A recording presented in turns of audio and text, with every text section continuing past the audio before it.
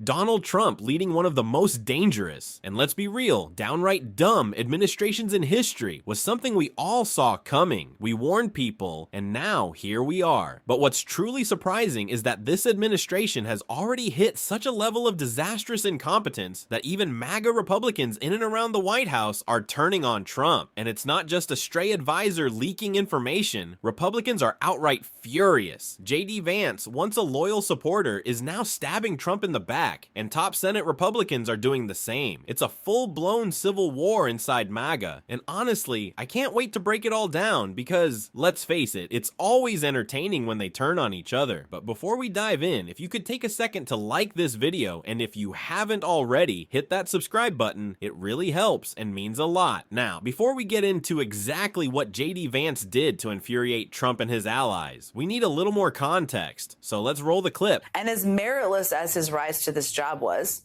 he sure does like to talk an awful lot about merit. The DOD will be merit-based and colorblind. You will be judged based on how good you are at your job. Full stop. That's it. We will judge you as an individual by your merit. Focusing just on lethality and meritocracy. I mean, this is an institution built for meritocracy. Meritocracy. Will you be judged by how good you are at your job by merit? Doesn't seem to be the case. I mean, he certainly doesn't have much, as we all know. And apparently neither do the people he's surrounding himself with. This week, the Associated Press reported that Hegseth's younger brother, Phil, is currently serving in a key role at the Pentagon as a liaison to the Department of Homeland Security and a senior advisor to his brother. Now, you might be wondering, what kind of experience Phil Hegseth brings to that job? Well, according to his publicly available resume, Phil's past experience primarily includes founding his own podcast company. Good for you. Doesn't make you qualified to be the senior advisor of the Secretary of Defense. And working on social media and podcasts at the Hudson Institute. I mean, again, good for you. Not a qualification for the job you seem to have been given. He also worked alongside his brother when Pete was the CEO of one of those veteran groups that he ran into the ground. In fact, Pete paid his little brother $108,000 to do media relations for that organization. In a statement to the AP, the Department of Homeland Security confirmed Phil Hegseth's job title and said this interagency mission is part of Mr. Hegseth's preview, presumably meaning purview there. So there's that. And guys, I really wish this was like the last embarrassing Hegseth story. I promise you, this gives me no real pleasure. I had to tell you about today. But according to the Wall Street Journal, Hegseth also brought his wife, a former Fox News producer, to 2 meetings with foreign military counterparts where sensitive information was discussed. Here she is, you can see her there, entering a bilateral meeting with Hegseth's British counterpart. That's her right there in the blue. Apparently, in that meeting, Hegseth had to explain why the U.S. cut off intelligence sharing with Ukraine, which I think we'd all classify as a pretty sensitive matter. And no, Hegseth's wife is not a Defense Department employee. And when asked if she was even had a low-level security clearance, the Pentagon declined to comment, which, by the way, is a tell. So, yeah, given all the recent evidence and given all the past evidence, it is fair to ask, should the American people trust Pete Hegseth to run the largest military in the world? I think you know the answer. And I really hate to quote myself here, but 2 days after he was confirmed for this job, this is what I had to say. As I said, Pete Hegseth was confirmed. He was sworn in, and he's now in charge of the most powerful military in the history of the world. And it is my sincere hope, it should be everyone's, that he can handle that job. But if he can't, just remember that there was an avalanche of red flags that all but 3 Republican senators overlooked on their way to confirming him. Remember all of it. We will. Told you we'd remember. So the same administration that can't stop ranting about meritocracy and its hatred for DEI is out here doing its own version of MAGA DEI.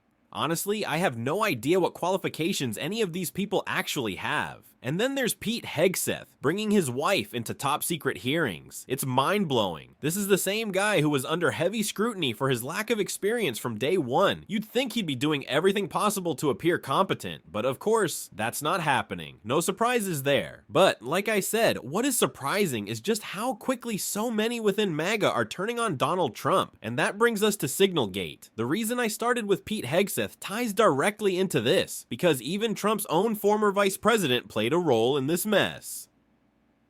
That part flew under the radar at first, but with growing tensions inside MAGA, it's resurfacing. Let's dig into it right here. As on the floor, GOP lawmakers angry, JD Vance tried to block an order from Donald Trump. Senior Republican lawmakers are reportedly upset with JD Vance for going against Donald Trump. Vance avoided a lot of scrutiny in the Signal Chat scandal, despite the fact that he was indeed a participant in the conversation, which revealed detailed attack plans to top officials and a reporter who had been accidentally included. But now it is coming out that the top GOP leaders are angry with Vance, as NBC News reported Sunday in an article entitled "JD Vance's Role in Signal Chat Angers Senior Republican Lawmakers." The outlet reported something Vance tried to block an order from Trump, while other lawmakers feel he is on the wrong side of a rift between MAGA and GOP internationalists. Vice President JD Vance's last-minute concerns about President Donald Trump's decision to strike the Houthis in Yemen, raised in a now public Signal group chat with other top U.S. officials,